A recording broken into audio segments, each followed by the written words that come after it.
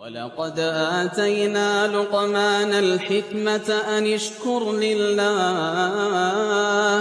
ومن يشكر فإنما يشكر لنفسه ومن كفر فإن الله غني حميد وإذ قال لقمان لابنه وهو يعظه يا بني لا تشرك بالله إن الشرك لظلم عظيم.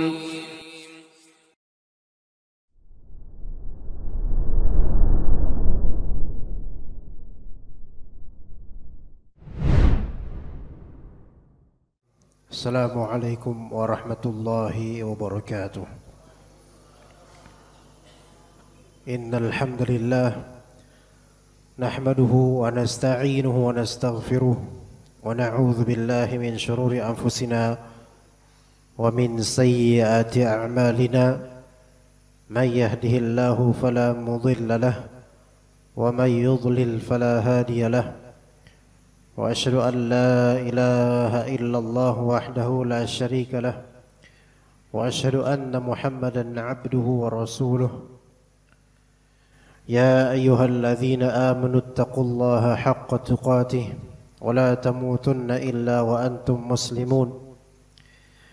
يا أيها الناس اتقوا ربكم الذي خلقكم من نفس واحدة وخلق منها زوجها وبث منهما رجالا كثيرا ونساء واتقوا الله الذي تساءلون به والأرحام إن الله كان عليكم رقيبا.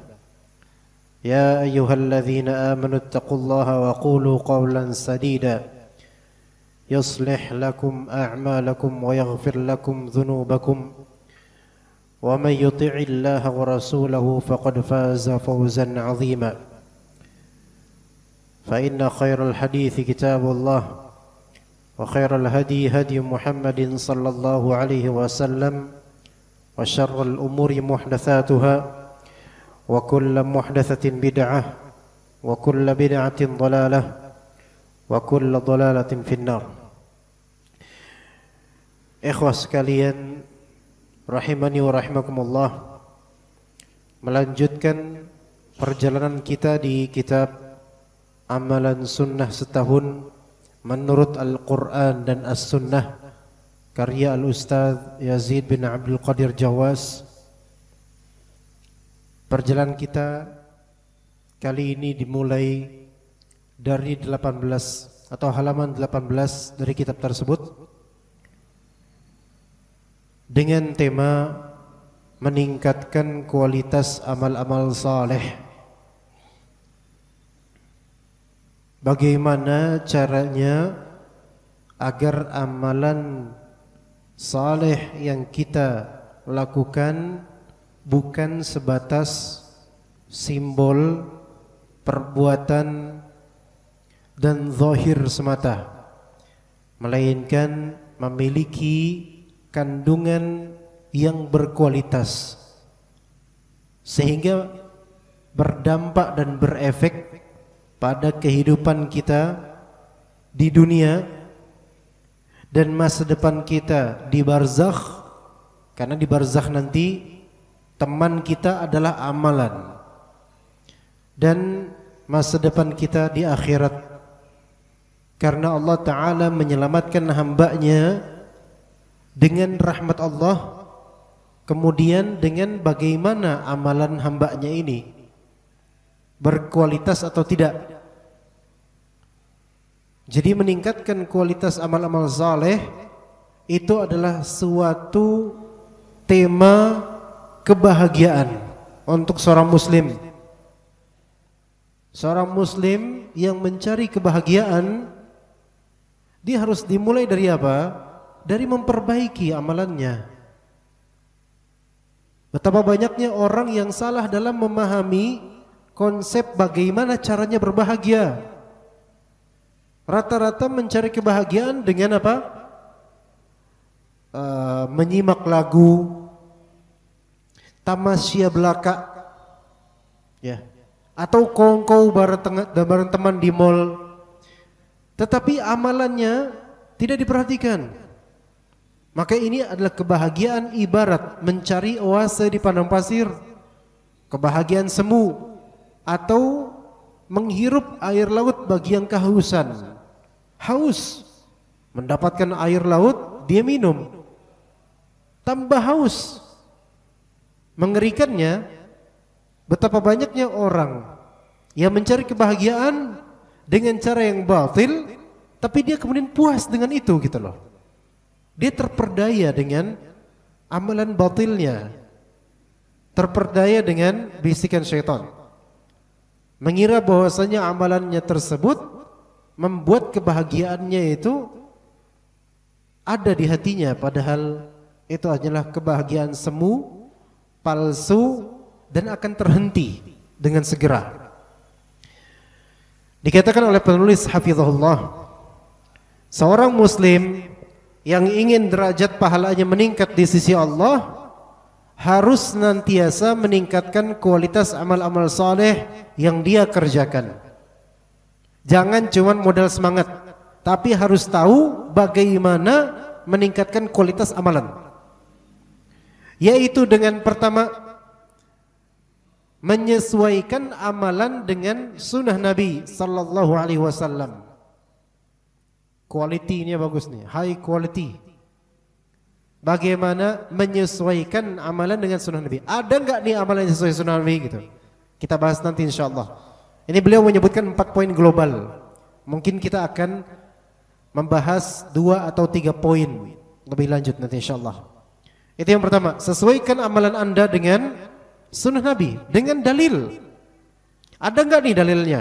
Cocokkan ya. Kedua, caranya meningkatkan kualitas amal soleh. Yang kedua, memilih amalan yang paling utama dan yang paling penting. Paling utama dan paling penting. Karena semua amalan itu utama, tapi sebagian amalan lebih afdal daripada sebagian lainnya. Baik dari segi waktunya, baik karena jumlah bilangannya, baik karena kekuatan hadisnya, baik karena seringnya dilakukan oleh Nabi atau tidak, itu semua beragam. Yang ketiga, tingkatkan kualitas amal Anda dengan apa? 3. Pilihlah waktu yang tepat untuk beramal. Waktu yang tepat untuk beramal. Karena sebagian amalan itu ada waktu paling tepatnya. Kayak misalnya kalau dicontohkan oleh beliau dalam halaman 21, menunaikan salat wajib 5 waktu secara berjamaah di masjid pada awal waktunya, pada awal waktu, seperti yang alhamdulillah kita lakukan. Tidak menunda-nunda salatnya, mungkin kecuali salat Isya ya. Kemudian membaca zikir pagi petang pada waktunya. Itu di antara contoh memiliki waktu. Zikir pagi petang pada waktunya. Ya, kapan waktunya zikir pagi petang? Kalau pagi setelah antum salat subuh, setelah zikir salat subuh, baru zikir pagi petang. Zikir pagi. Sampai kapan? Usahakan sampai matahari terbit, itu durasinya itu seperti itu. Ya kalau emang nggak bisa, mungkin karena ada kajian atau capek atau mungkin ada urusan yang sangat penting, boleh ditunda setelah matahari terbit, tidak masalah. Ya. Zikir pagi, zikir petang yang terbaiknya adalah ya tentu pada waktu asalnya, yaitu ba'da asar sampai maghrib. Itu durasi waktunya, ya. Baik. Yang keempat, supaya berkualitas, dilakukan secara sederhana tidak apa-apa, tapi terus menerus. Ini konstan atau konsisten atau istiqomah, walaupun sedikit, itu lebih afdal. Maka kalau orang beramal menghafal Al-Quran dan dia menghafal sebatas 1/3 halaman per hari, 1/3 halaman sepertiganya halaman ya, bukan lembar, sepertiga halaman per hari. Berarti 3 hari baru 1 halaman tuh dihafal. Mungkin ini terkesan sedikit, tetapi kalau mudawamah, konsisten, ini afdol. Nanti insya Allah kita bahas pada waktu berikutnya insya Allah. Kita mulai dari yang pertama dulu ikhwan. Sesuai dengan sunnah Nabi sallallahu alaihi wasallam. Apa maksud dari sesuai sunnah? Maksudnya adalah ittiba' kepada Rasulullah, yaitu menjalankan petunjuk Rasulullah sallallahu alaihi wasallam berkenaan dengan suatu amalan serta menunaikannya menurut tata cara yang disyariatkan seperti yang dicontohkan oleh Rasulullah. Jadi usahakan kalau ada dalilnya persis sesuai dengan dalil gitu loh. Enggak usah neko-neko. Kalau bisa sebisa mungkin disesuaikan, itu yang lebih afdal. Ya. Dan kita ini kalangan ahlus sunnah. Kalangan ahlus sunnah yang memegang sunnah benar-benar, tidak hanya sekadar klaim.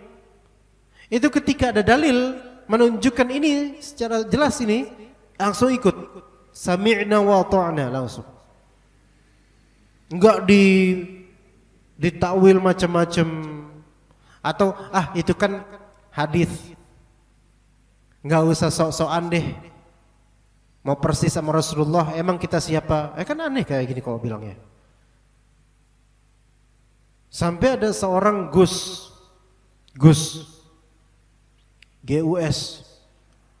siapa? Enggak usah dipikirin siapa, yang penting Gus. Yang mengatakan enggak usah sok-sokan mau persis dengan sunnah Nabi, sebagai sindiran atau kritikan kepada ahlus sunnah. Walaupun Gus ini juga mengaku ahlus sunnah gitu loh. Enggak usah sok-sokan persis dengan Nabi deh. Ya. Kalau mau persis, kemudian menyebutkan dalil yang semrawut sebenarnya, tapi pengikutnya mengatakan Gus ini Gus paling pinter gitu loh. Ya mungkin kita kok ini pinter tapi keblinger gimana? Betapa adanya orang pinter tapi keblinger, keluar dari koridor sunnah, bahkan menentang orang-orang yang mau menyesuaikan diri sesuai sunnah. Nabi SAW bersabda, "Sallu kama ra'aitumuni usalli." Salatlah kalian sebagaimana kalian melihat diriku salat. Perintah siapa yang nyuruh persis dengan Nabi? Nabi yang nyuruh. Jadi Nabi ini nyuruh nih umatnya nih, kalian kalau salat harus sesuai dengan seperti yang aku salat, miripin. Ada seorang ustadz zaman sekarang bilang apa? Nggak usah sok-sokan mirip sama Rasulullah. Gimana kira? Ini nih menghalangi orang dari sunnah Nabi SAW. Kebalik, belajar kok untuk mencegah orang dari sunnah Nabi SAW.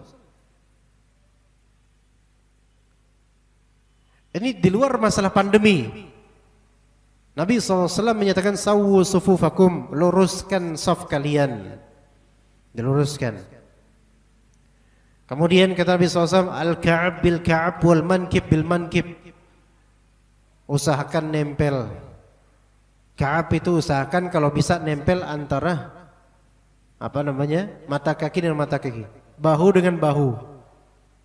Ini di luar pandemi ya. Kalau pas pandemi ini kita nggak perlu berkeras diri untuk masalah perselisihan antara renggang atau tidak, karena ini pandemi kelas sudah. Nggak di luar pandemi. Pertanyaan kita, siapa yang concern, perhatian dalam masalah merapatkan saf? Hanya ahlus sunnah? Ahlul bid'ah tidak? Walaupun ngakunya ahlus sunnah, tapi ahlul bid'ah enggak concern. Bahkan ketika ada di antara kita berusaha, oke lah enggak sampai rapat, mendekat, nyentuh sedikit ujung dari jari ujung nih, nyentuh sedikit. Itu udah kayak disentuh api neraka oleh sebagian orang. Langsung kabur dia. Ya jangan dikejar juga, udah biarin aja kelas. Emang nggak mau itu orang. Kalau ditanya Kenapa kamu deketin saya sampai nyentuh itu kakinya? Kita bilang ini sesuai dengan apa yang Rasulullah sebutkan, al-ka'bil ka'ab wal mankib bil mankib, berusaha deket nempel. Taib. Enggak usah sok-sokan deh mirip sama Rasulullah, kata orang-orang seperti ini. Enggak usah sok-sokan mirip sama Rasulullah. Ini aneh. Orang mau berusaha ngikutin Rasulullah persis. Salatlah kalian sebagaimana kalian melihat aku salat. Maka kemudian dibilang apa? Jangan sok. Aneh. Aneh. Dan hal-hal lainnya, contoh ini. Ini apa namanya? Jenggot. Nabi SAW bilang wa'ful liha. Biarkan jenggot, jangan dicukur. Ketika kita biarin ada nih jenggot nih, dikatain kita. Kemudian bilang, sok lo ngikutin Nabi, sok ngikutin Nabi. Ada nggak orang berusaha ngikutin Nabi dibilang sok? Ini hanya orang-orang yang sebenarnya nggak mau ikut Nabi. Aneh. Jadi ada orang mau betul-betul berkualitas sesuai sunnah, dihalangi oleh orang-orang yang mengaku ahlu sunnah, tapi malah anti terhadap sunnah Nabi SAW. Malah justru lebih membela kesyirikan dan kebid'ahan. Ini janggal, sejanggal-janggalnya. Bukan agak aneh, sangat aneh. Adapun Syekhul Islam Ibnu Taimiyah rahimahullah memberi definisi atas ittiba' dengan mengatakan apa itu ittiba' mengikuti Nabi? An yaf'ala mithla ma fa'ala 'ala al-wajhi alladhi fa'al. Yang namanya mengikuti Nabi adalah mengerjakan amalan seperti yang dikerjakan oleh Nabi menurut cara yang dilakukan oleh beliau. Caranya begitu, ya udah kita ikutin. Jangan kita kemudian membuat cara baru dalam beragama. Islam ini sudah fix. Sudah ada aturannya. Jangan diperbaharui oleh tradisi, alasan budaya dan seterusnya. Semua tuh pakai alasan apa? Budaya. Dukun aja sampai alasan budaya. Ya. Apakah Rasulullah mengajarkan perdukunan? Justru bertentangan melawan perdukunan. Tapi alasan-alasan budaya Nusantara, kemudian mereka membuat perkumpulan perdukunan. Ini kira-kira sesuai sunnah gak? Anti-Islam, bukan sesuai sunnah, anti-Islam sekaligus. Waspadai ini jemaah sekalian. Kemudian kata beliau hafizahullah, seseorang wajib mengerjakan suatu ritual amalan dengan cara meneladani Rasulullah SAW. Dan ini adalah syarat diterimanya amal ibadah setiap muslim dan muslimah. Semakin dekatnya seorang hamba mengerjakan suatu amal dengan sunnah Nabi SAW, maka pahala yang akan diraihnya pun akan semakin besar. Dari Humran, bekas budaknya Uthman bin Affan, bahwasanya Humran ini pernah melihat Uthman meminta dibawakan satu bejana wadah berisi air. Lalu ia menuangkannya kepada kedua telapak tangannya sebanyak 3 kali, lalu membasuh keduanya, cuci tangan. Kemudian beliau memasukkan tangan kanannya ke dalam wadah air tersebut, lalu berkumur-kumur dan istinsyak, kumur-kumur dan irup air, keluarin lagi. Lalu beliau Uthman bin Affan membasuh wajah sebanyak 3 kali dan membasuh kedua tangannya sebatas siku sebanyak 3 kali, lalu mengusap kepalanya, kemudian membasuh kedua kakinya 3 kali dengan batasan mata kaki.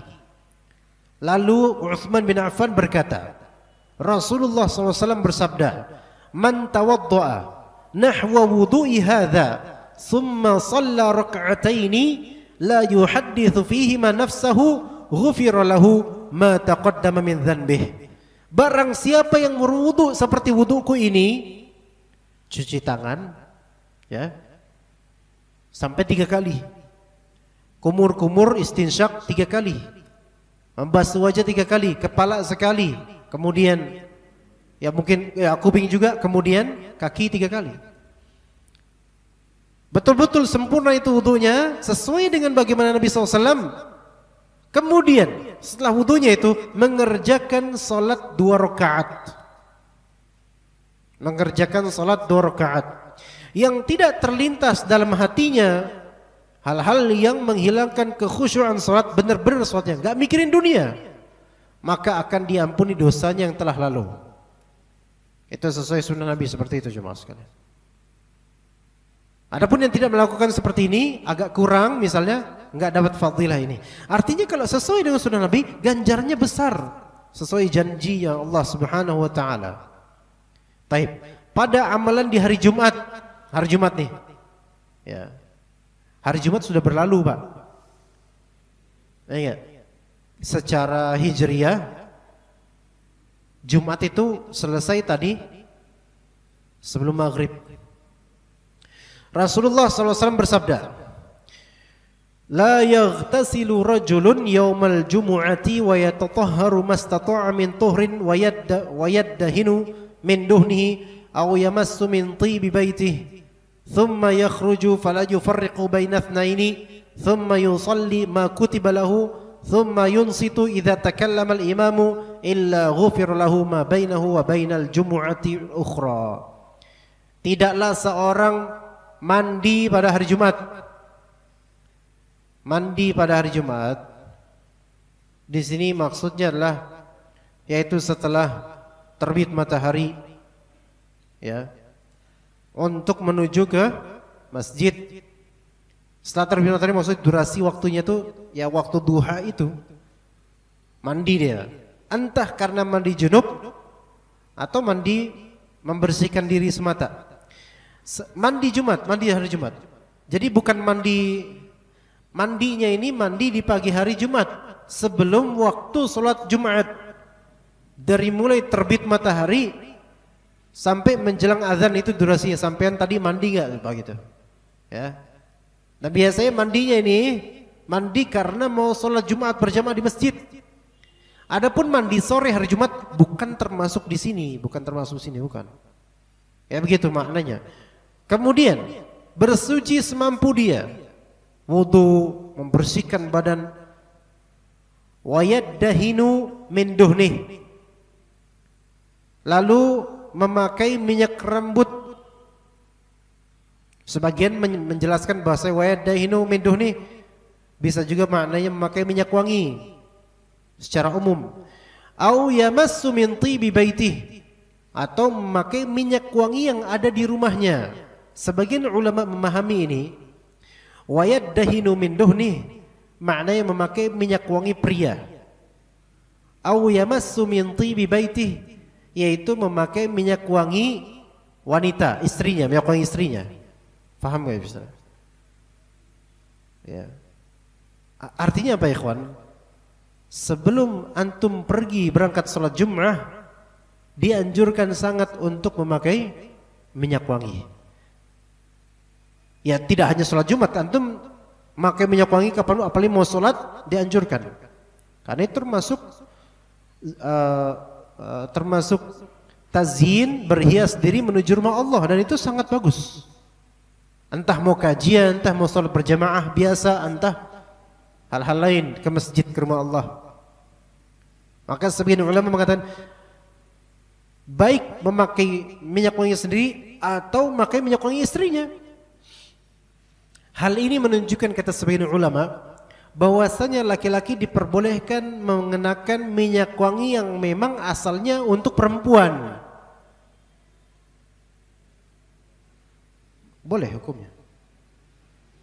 Kalau bisa dikatakan, tapi ada hadis yang melarang itu dengan keras. Iya betul. Lalu bagaimana? Apakah tabrakan? Maka kata para ulama begini. Kalau misalnya minyak wangi perempuan tersebut, aromanya dan bentuknya itu betul-betul sangat, apa ya, bahasa kita tuh sangat girly. Apa artinya girly itu? Kecewean. Artinya orang kalau nyium antum pakai itu, orang pasti kok bau cewek. Nah itu. Muskilnya sekarang jarang parfum yang seperti itu. Aneh, selama ini antum pakai parfum, antum nggak tahu tuh parfum buat laki atau perempuan, antum nggak peduli. Apalagi kalau dikasih, ya kan? Yang penting pakai. Mau parfum bunga apa pakai. Dan ketika orang mencium wangi tersebut, orang tuh nggak mikir, oh ini wangi perempuan, enggak. Tapi ada beberapa aroma wangi perempuan yang memang laki-laki tidak pantas untuk pakai. Ada. Cuma untuk zaman sekarang rata-rata wangi yang untuk perempuan pun normal dipakai laki-laki. Bahkan Anda punya beberapa murid aroma kesukaannya misik toharoh. Itu buat perempuan sebenarnya. Tapi berapa ikhwan kita jenggotan lebat pakai itu. Orang ada yang mikir ini kok bau minyak wangi perempuan? Enggak, karena udah enggak ada beda udah. Maka enggak masalah ikhwan. Enggak masalah. Bahkan tetap menjadi sunnah. Sebagaimana ini disebutkan oleh sebagian ulama, tibi baitihi, minyak wangi rumahnya, yaitu minyak wangi ahli baitnya, istrinya, itu maksudnya. Boleh, ya. Thumma yakhruj, kemudian dia keluar, fala yufarriqu baina itsnaini thumma yusalli ma kutiba lahu. Kemudian ketika sampai di masjid, ia tidak memisahkan dua orang. Dia enggak membuat kegaduhan, enggak ada orang dua duduk terus dia di tengah-tengah tiba-tiba suruh geser gitu, enggak gitu. Cari tempat yang lengang, tidak mengganggu orang. Kemudian dia salat sunnah. Salat sunnah yang ditetapkan baginya. Yusalli ma kutiba lahu. Yaitu maksudnya dia salat silahkan. Salat di sini kata para ulama boleh atau diperbolehkan bagi seseorang salat sunnah 2 rakaat dan lebih dalam rangka menunggu khatib naik mimbar. Kalau antum datangnya jam 10 duha, jam 10. Sementara azan maghrib, azan zuhur jam 12-an. Dari jam 10 antum salat terus 2 rakaat. Menunggu khatib boleh. Ini maksudnya. Ya. Thumma yunsit, atau kemudian setelah takallamal imam berkhutbah, dia diam, insat. Insat itu diam sambil nyimak. Ada orang diam sambil bengong. Ini insat sambil diam, kayak antum semua ini insat, diam sambil nyimak. Makanya kadang-kadang di desa-desa sekarang atau dari dulu, zaman dulu, sebelum imam naik ada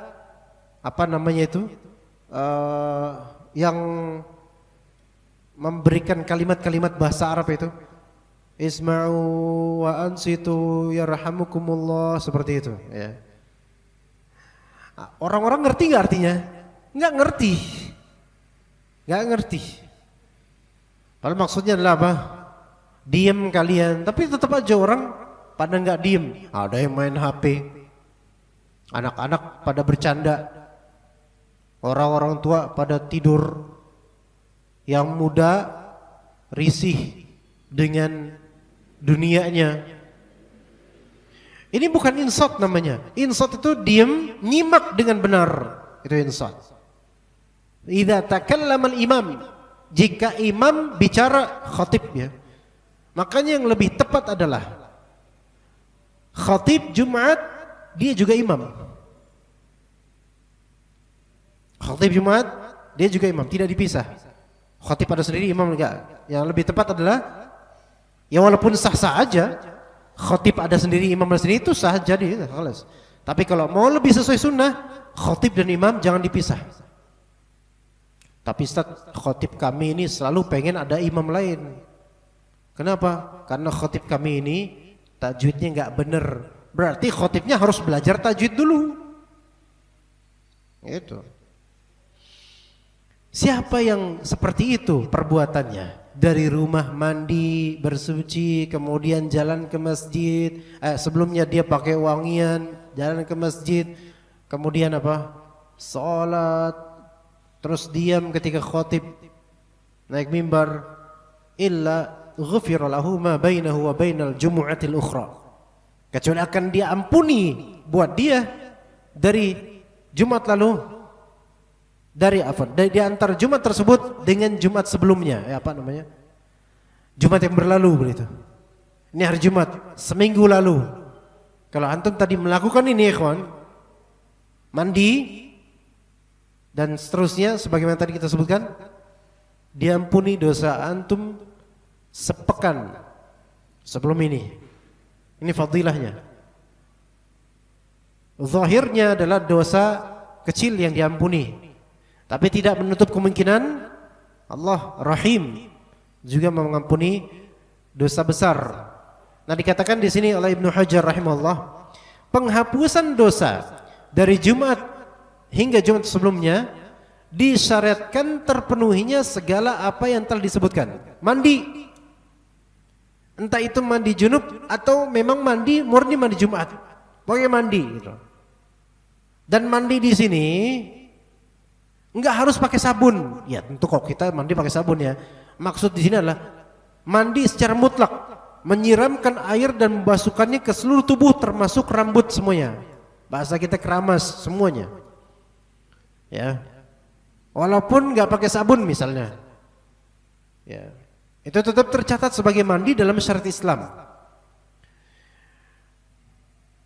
Membersihkan diri, memakai minyak wangi atau minyak rambut. Jadi pakai minyak rambut bisa menjadi sunnah kalau kita maknai duhun di sini minyak rambut. Tapi Ustaz, minyak rambutnya merek apa Ustaz? Ya terserah antum, enggak usah nanya mana. Sebagai parfum merek apa ya terserah antum.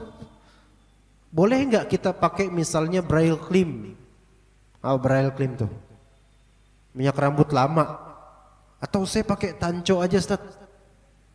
Biar tahu Tanco enggak, Pak? Anak-anak 90-an itu biasanya tahu tuh. Ya. Boleh enggak Ustaz pakai? Boleh, fadhol pakai apa aja. Yang membuat antum tampak bagus gitu loh. Tapi Ustaz kalau misalnya pakai itu gatel Ustaz, pakai peci soalnya habis itu. Udah enggak usah banyak tanya, antum amalin aja lah gitu loh. Oke. Kemudian memakai pakaian yang paling bagus. Bahkan kalau bisa setiap ke masjid. Karena di surat Al-A'raf ada sunnahnya. Dia diperintahkan oleh Allah Ta'ala. Ya. Diperintahkan untuk menghias diri menuju rumah Allah. Jangan pakai pakaian yang paling jelek ke rumah Allah. Tapi giliran ke kantor, wah Masya Allah. Ya.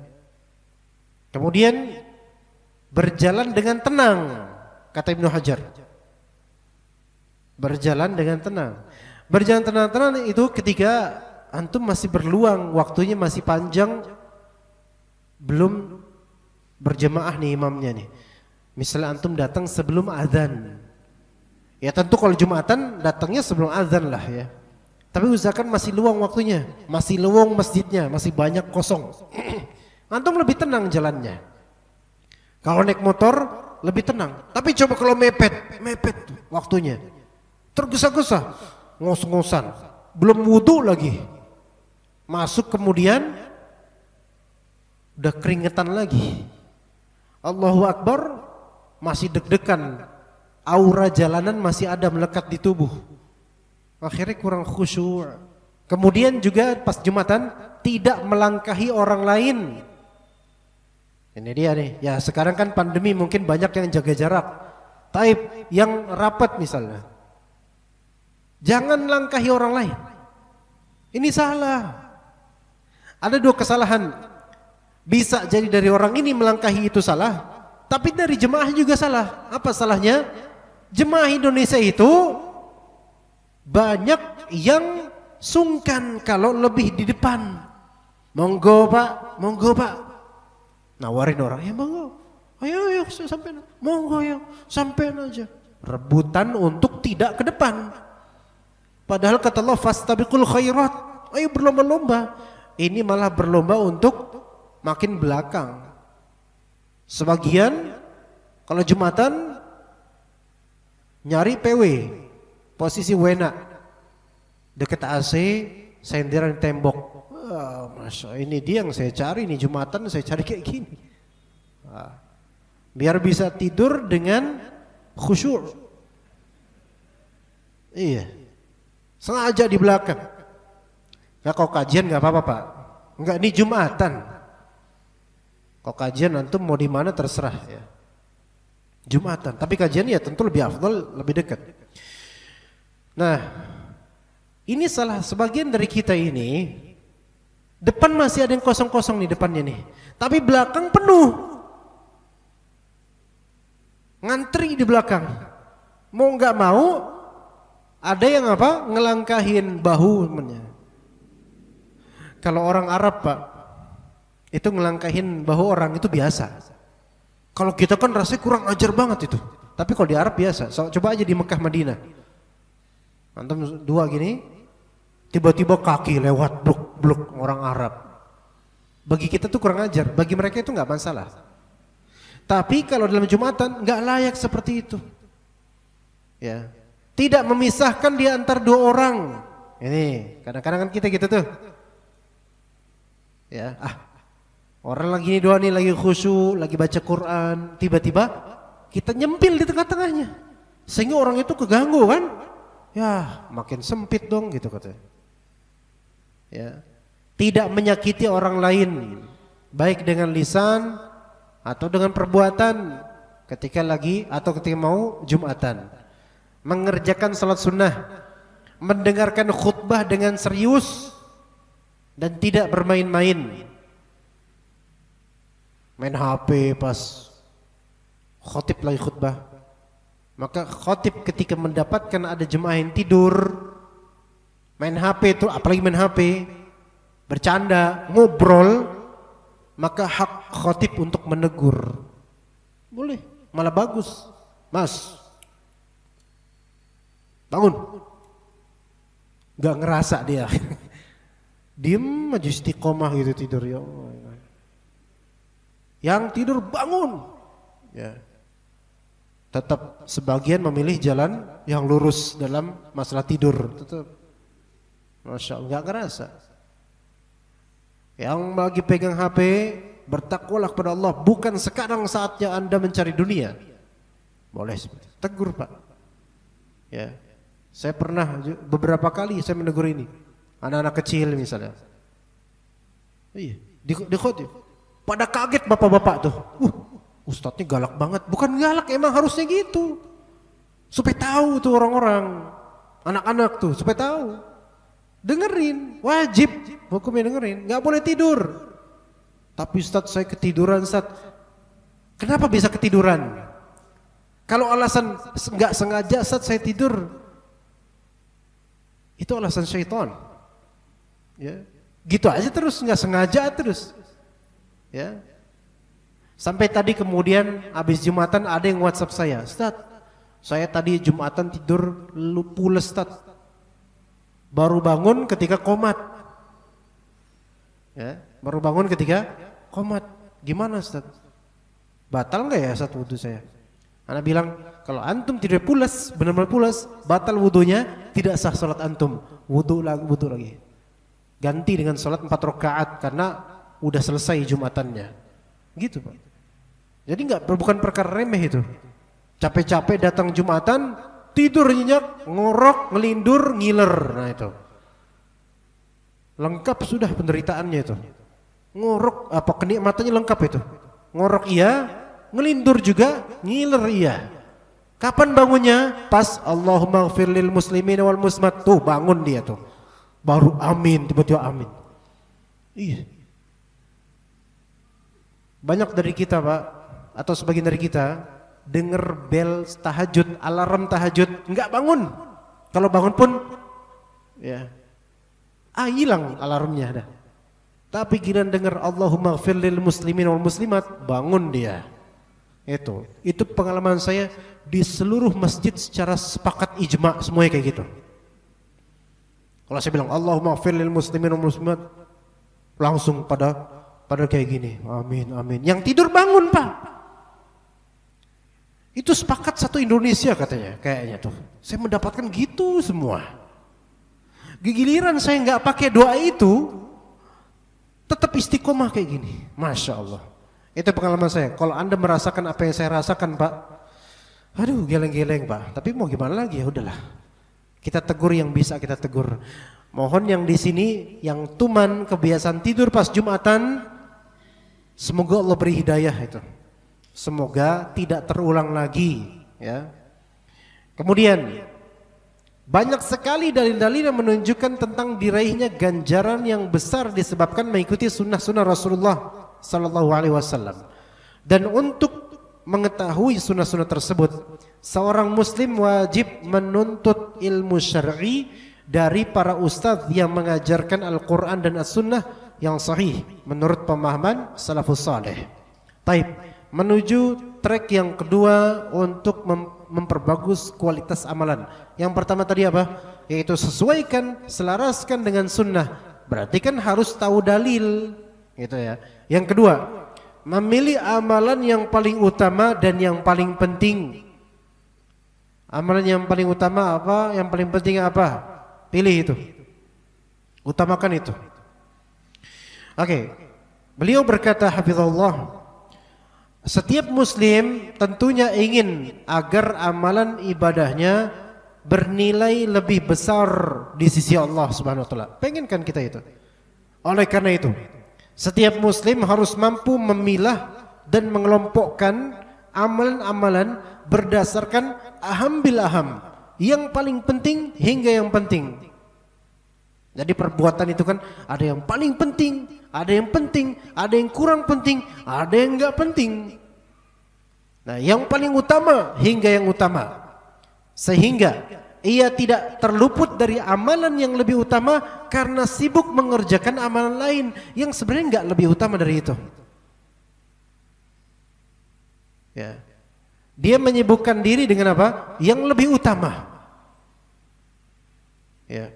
Amalan-amalan wajib lebih utama daripada amalan-amalan sunnah, nafil atau tatawwu'. Dan menunaikan amalan-amalan wajib lebih dicintai oleh Allah daripada mengerjakan amalan-amalan sunnah. Taib. Di antara amalan wajib apa? Amalan wajib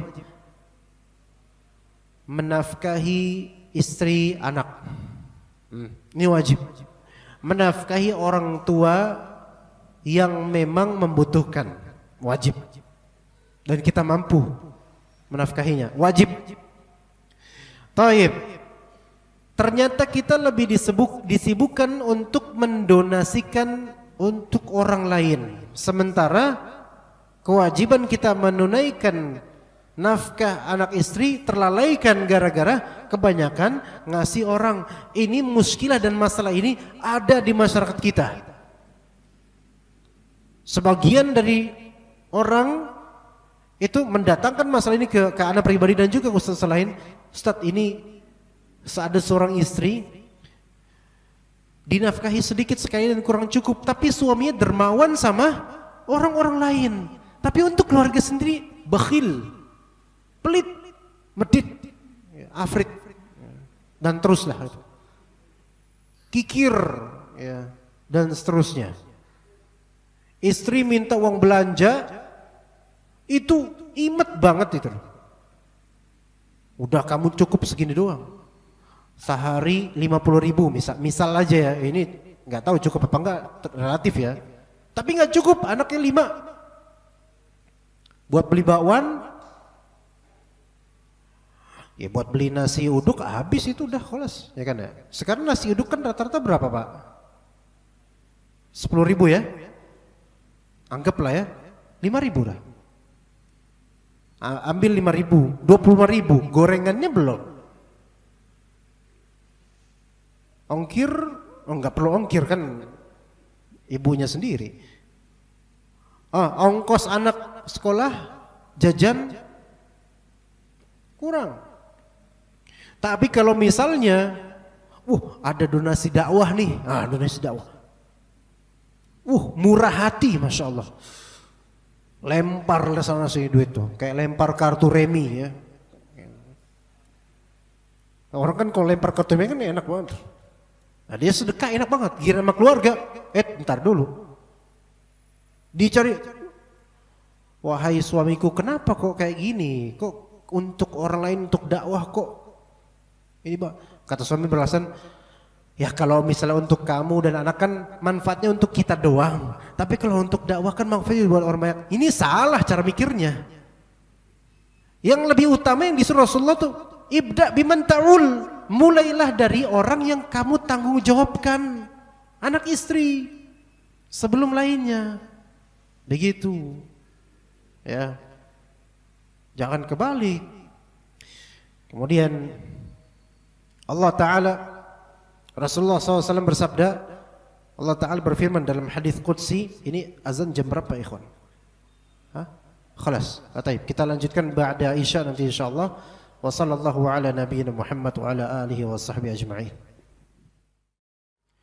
Bismillahirrahmanirrahim. Alhamdulillah wassalatu wassalamu ala Rasulillah. Amma ba'd.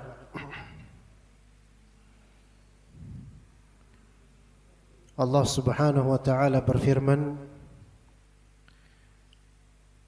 dalam hadis qudsi, "Man 'ada li waliyan faqad adzantuhu bil harb wa ma taqarraba ilayya 'abdi bi syai'in ahabba ilayya mimma aftaradtu 'alaihi wa ma yazalu 'abdi yataqarrabu ilayya bin nawafil hatta uhibbah." Barang siapa memusuhi waliku, ya wali Allah. Siapa yang memusuhi wali Allah, waliku yaitu wali Allah, maka aku telah mengumandangkan perang kepadanya. Tidaklah seorang hamba mendekatkan diri kepadaku dengan sesuatu yang lebih aku cintai daripada yang aku wajibkan padanya. Hambaku tidak henti-hentinya mendekatkan diri kepadaku dengan amalan-amalan sunnah hingga aku mencintainya. Jadi di sini menunjukkan apa? Menunjukkan, kata Ibnu Hajar, bahwa menunaikan kewajiban adalah amalan yang paling dicintai oleh Allah Subhanahu wa taala. Berarti yang paling pertama wajib apa? Tauhid. Dan mengikuti Nabi SAW sesuai dengan rukun Islam. Ini kewajiban pertama kita. Ikhlas dalam seluruh amalan dan mengamalkan seluruh konsekuensi penghambaan diri kepada Allah. Tauhid, dari tawakalnya, dari berharapnya, dari rasa takutnya hanya kepada Allah Subhanahu wa taala. Dan kewajiban yang setara dengan itu, maksudnya di sini dalam kalimat syahadat, yaitu mengikuti Nabi Muhammad sallallahu alaihi wasallam dari segi akidahnya beliau, dari segi ibadahnya beliau, dari segi akhlaknya beliau. Kemudian kewajiban kita adalah menunaikan salat. Menunaikan salat. Maka siapa yang rapuh salatnya, yang disebut sebagai tiang agama, maka rapuh pula seluruh bangunan keagamaan di hatinya. Bahkan kata Nabi SAW bahwasanya salat tersebut adalah yang paling awal ditanya di hari akhir. Yang paling awal ditanya di hari akhir. Boleh dikatakan bahwasanya sebagian atau mungkin seluruh amalan soleh, baik wajib maupun sunnah, tidak bermanfaat jika tidak salat. Tidak bermanfaat jika tidak salat. Ada orang dermawan, bahkan mewakafkan masjid, wakafnya sah, tapi dia nggak pernah salat, bukan nggak pernah salat di masjid, nggak pernah salat, tapi rajin berbagi. Maka amal-amal tersebut tidak bermanfaat buat dia, walaupun bermanfaat buat orang lain. Jadi wajib dulu yang paling tinggi setelah tauhid dan ikut Nabi, salat. Dan ini merupakan PR yang sangat besar untuk masyarakat Indonesia. Kita tidak bicara luar Indonesia. Masyarakat Muslim Indonesia. Kalau mau dilukiskan di kanvas halaman kitab, akan kita lukis betapa banyaknya orang yang melalaikan salat dari saudara kita. Dengan ya betapa banyaknya juga yang salat, tapi masih menjadi kenyataan yang membuat hati kita teriris. Bahkan tidak perlu kita jauh-jauh ke kota lain atau ke siapa. Di antara saudara kita atau keluarga kita mungkin ada yang sampai sekarang nggak mau sholat atau bolong-bolong sholatnya. Ini kewajiban. Sebagian dari kita kadang senang ketika ada menolong orang atau motor orang lain standarnya masih nganga. Kita bilang, "Mas, standar Mas." Setelah kita berhasil memberi dia masukan seperti itu, dia kan itu bermanfaat buat dia betul. Merasa apa? Hero, baik. Ternyata saya orang baik ya. Walaupun nggak pernah sholat, kebaikan tersebut tidak ada manfaatnya di akhirat. Nggak ada manfaatnya di akhirat. Jadi sholat ini barometernya gitu loh. Ditanya di akhir paling awal, kalau bagus, maka kedepannya amalan lain ikut bagus. Inna salata tanha 'anil fahsya'i wal munkar. Salat itu mencegah kekejian dan kemunkaran. Kalau salatnya kurang bagus, bisa saja salat sunnahnya menambal atau amalan-amalan lainnya. Kalau salatnya tidak ada, udah nggak ada harapan, nggak ada harapan. Kata sebagian orang, ya salat nggak penting, yang penting jadi orang baik. Ya salat nggak salat, katanya, salat atau nggak salat, yang penting jadi orang baik. Daripada salat tapi muna, itu kata orang-orang munafik. Mereka kalau orang munafik kayak gitu. Salat nggak salat yang penting baik Mas. Percuma salat kalau nggak baik. Itu kata mereka. Subhat.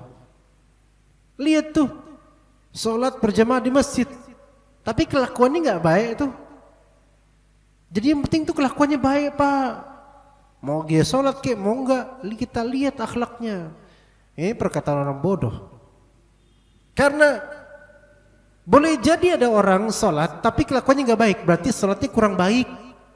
Tapi dia sudah menunaikan kewajiban itu dulu. Dan kalau dia suatu saat dapat hidayah, dia akan sholat baik dan kelakuannya akan baik insya Allah. Tapi kalau orang dari awal nggak mau sholat, dia mau baik, nggak bakal baik. Walaupun di mata orang baik, di sisi Allah dia terlaknat dengan meninggalkan sholat. Atau ada sebagian orang berkata, sholat nggak sholat yang penting hatinya Mas. Nah, gimana itu? Sholat nggak sholat yang penting hatinya. Kayak kata mereka, jilbab nggak jilbab kan yang penting hatinya dulu dijilbabin. Enggak? Kalau jenggotan gimana? Jenggotan atau jenggotan yang penting hati dulu dijenggotin, kayak gitu. Sholat nggak sholat yang penting hatinya dulu disolatin gitu. Ini pemikiran yang salah dengan premis yang ngawur, kesimpulannya pun brutal. Wa aqimus salata wa atuz zakah. Dirikanlah salat, tunaikan zakat. Alladzina yuqimuna shalah. Orang beriman adalah yang menunaikan salat, yaitu salat fardu. Ya ditambah salat sunnah. Maka kewajiban yang paling tinggi tauhid, ikut Nabi, salat. Kemudian zakat. Kemudian puasa. Bahkan sebagian kewajiban tidak ada manfaatnya kalau enggak salat. Ada pertanyaan kan kepada para ulama, ditanya, Syekh, gimana kalau misalnya ada orang dia enggak pernah salat tapi dia puasa? Percuma puasanya. Percuma. Kenapa percuma? Karena dengan dia meninggalkan salat secara total, dia bukan muslim. Maka ini manzilahnya sama seperti orang kafir dengan alasan toleransi ikutan puasa kita. Kira-kira dicatat nggak oleh Allah Ta'ala sebagai amalan soleh yang akan menyelamatkan dia dari api neraka? Enggak. sama manzilahnya derajatnya. Jadi ada orang kafir sholat nggak sholat. Puasa toleransi, ikutan puasa sampai beduk maghrib. Ada dia katanya muslim, KTP-nya nggak pernah sholat, tapi dia puasa. Oh saya puasa dong. Ya karena saya udah nggak sholat kan, daripada saya dosanya banyak, ya saya puasa. Daripada saya kebanyakan dosanya, katanya gitu. Siapa tahu puasa saya menutup sholat saya. Ngawur ini pemikirannya. Ini sama-sama nggak pernah sholat, sama-sama puasa, nggak ada amalannya, nggak sah. Gitu. Ya kecuali yang sholatnya bolong-bolong ya, mungkin itu masih bisa dianggap muslim. Kemudian Ibnu Hajar juga mengatakan, sebagian para tokoh ulama berkata, barang siapa disibukkan oleh amalan fardu hingga meninggalkan yang sunnah, maka ia dimaafkan. Pahami baik-baik. Siapa yang tersibukkan oleh amalan wajib sampai ninggalin sunnah demi kewajiban itu, ia masih bisa ditolerir, masih bisa dimaafkan. Sebaliknya, barang siapa yang disibukkan oleh amalan sunnah hingga meninggalkan yang fardu, maka ia tertipu. Nah ini penting nih Pak, ini penting. Tersibukkan karena mengerjakan yang wajib, yang harus, sampai sunnahnya itu nggak kegapai. Ini nggak apa-apa, nggak masalah. Barangkali dengan kemurahan Allah Ta'ala tetap dia dapat pahala sunnah juga. Bisa aja. Karena Allah Maha Pemurah. Karena mungkin dia juga meniatkan, seandainya saya ada waktu luang, saya akan melakukan sunnah juga gitu. Ya, nggak apa-apa. Sebaliknya, barang siapa yang disibukkan oleh amalan sunnah, tapi dia ketinggalan yang fardu, maka orang ini telah tertipu. Sibuk dengan sunnah, meninggalkan yang wajib, tertipu dia. Sibuk dengan perkara yang dianjurkan, tapi kewajiban tidak digapai, gara-gara hal tersebut dia terperdaya. Kalau misalnya kita sibuk dengan sholat nih, ya, misalnya nih kita sibuk nih wudu di masjid, ngantri habis azan zuhur, wudu ngantri kan. Kalau nggak ngantri, kita nggak bisa wudu, oke? Malah yatimul wajibu illa bihi fa wajib. Hal wajib yang nggak mungkin dikecuali dilakukan dengannya, makanya dia juga wajib. Ngantri harus ngantri. Nah, terus habis itu dia wudu, selesai wudu, qomat. Sempet gak dia sholat sunnah qabliyah? Nggak sempet. Maka dia tersibukkan dengan hal yang wajib, yaitu wudu. Kemudian sholat fardu berjamaah zuhur. Ini nggak masalah, Jangan merasa bersalah, bagus. Bahkan bisa diqadha setelah zuhur, gitu kan? Ada orang cari nafkah, gajinya 5 juta, 6 juta. Sekarang UMR berapa ya kawan? UMR berapa saya tahu? Jakarta 4,5, 4 pas, sekitar 4, anggaplah. Oke, dia membanting tulang, menguras darah, capek, mati tuh orang kalau misalnya beneran ya, banting tulang, darah dikuras, masya Allah. Gaji per bulan 4 juta. 4 juta itu cuma cukup untuk membiayai kehidupan istrinya dan anak-anaknya. Itu juga pas-pasan. Dia nggak pernah bisa untuk sedekah ke tromol masjid saking pas-pasannya. Tetapi dia telah menunaikan secara penuh kewajiban dia untuk menafkahi anak istri. Orang seperti ini dimaafkan nggak? Dimaafkan. Bahkan kalau misalnya dia melihat ke orang kaya yang rajin sedekah, dia kemudian berandai-andai minta kepada ya Allah, seandainya kalau saya itu seperti dia kayaknya, saya bakal seperti dia sedekahnya, tapi saya nggak punya duit ya Allah. Maka dalam hadis rijalud dunya arba'ah, orang seperti ini walaupun cuma berangan saja, tapi berazam dia seandainya dia kaya itu, saya pengen seperti itu. dia dapat pahala persis dengan pahala orang kaya. Walaupun dia beruzur tidak bisa melakukan sunnah-sunnah sedekah ini, dia pas-pasan. Maka di sini jemaah sekalian yang mohon maaf mungkin penghasilan yang ngepas, ngepres, nyekek bahkan kadang-kadang kan biaya banyak, listrik iya, galon air iya, SPP anak iya, dan seterusnya dan seterusnya.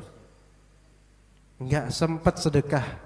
Ngelihat teman-temannya rajin banget sedekah donasi, dirinya itu minder, ya Allah saya nggak punya, tapi saya pengen banget sedekah kayak mereka. Ini bisa dapat pahalanya juga ikhwan, kalau dia jujur bisa dapat pahalanya. Jadi yang sunnah ini termarginalkan karena dia hanya bisa memenuhi yang wajib. Ini nggak masalah, bahkan tetap bisa dapat pahala juga yang sunnah insyaallah kalau dia berazam benar. Sebaliknya, siapa yang disibukkan oleh amalan sunnah hingga meninggalkan yang fardu, maka ia tertipu orang ini. Kesian, getol di sunnah, tapi yang wajib ditinggalkan. Contohnya apa? Dia mempelajari ilmu yang memang bukan kewajiban buat dia. Contoh, dia bukan mengingatkan dakwah, dia mempelajari kemudian usul fikih yang detail banget. Usul fikih secara detail dia pelajari. Tapi untuk mempelajari akidah yang wajib dia ketahui, dia akidah mah untuk ustadz-ustadz sunnah aja. Saya mah usul fikih. Rumit, jelimet, ya usul fikih. Ya. Sunnah buat dia mungkin dianjurkan, tapi ilmu-ilmu wajibnya pas ditanya ada seorang ahli fikih atau usul fikih, ditanya sama seorang syekh temannya, Masya Allah antum detail sekali pemahaman usul fikihnya, Masya Allah tabarakallah.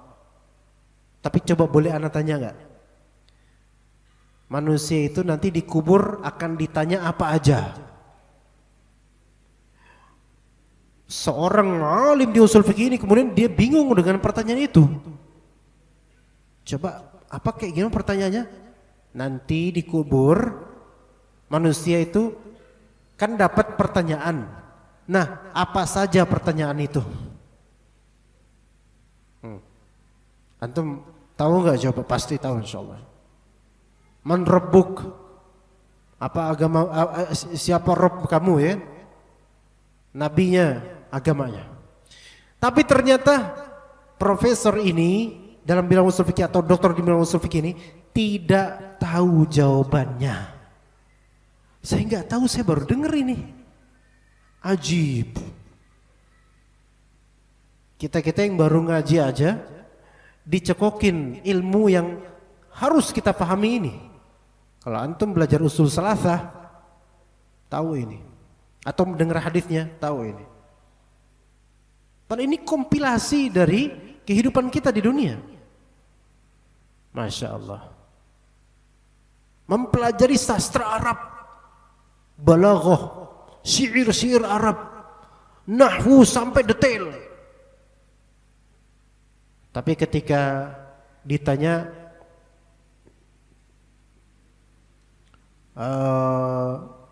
rukun sholat apa aja ya mas ya? Jawabannya rukun sholat itu apa ya? Wallahu a'lam bishawab. Wassalamualaikum warahmatullahi wabarakatuh.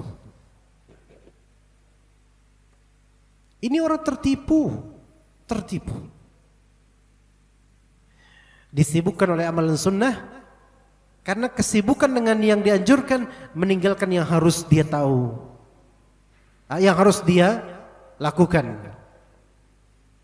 Tahajud, bangun jam 2, pokoknya saya ini sekali tahajud harus 2 juz selesai qiraahnya.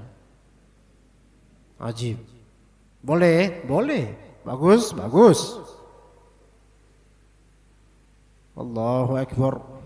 1 rakaat berarti kira-kira 5 halaman. Masya Allah. Ajib ya. Rakaat kedua 5 halaman, rakaat ketiga dan seterusnya. 2 juz. Masya Allah. Tepar. Tak, tepar habis. Witir. Subhanal malikal quddus, subhanal malikal quddus, subhanal malikal quddus. Gelak. Ya. Bangun-bangun jam berapa? Nah itu dia tuh. Habis 2 juz. Masya Allah. Capek berdiri. Tepar. Bangun-bangun udah jam 6. Terang benderang. Bahkan mungkin jam 7.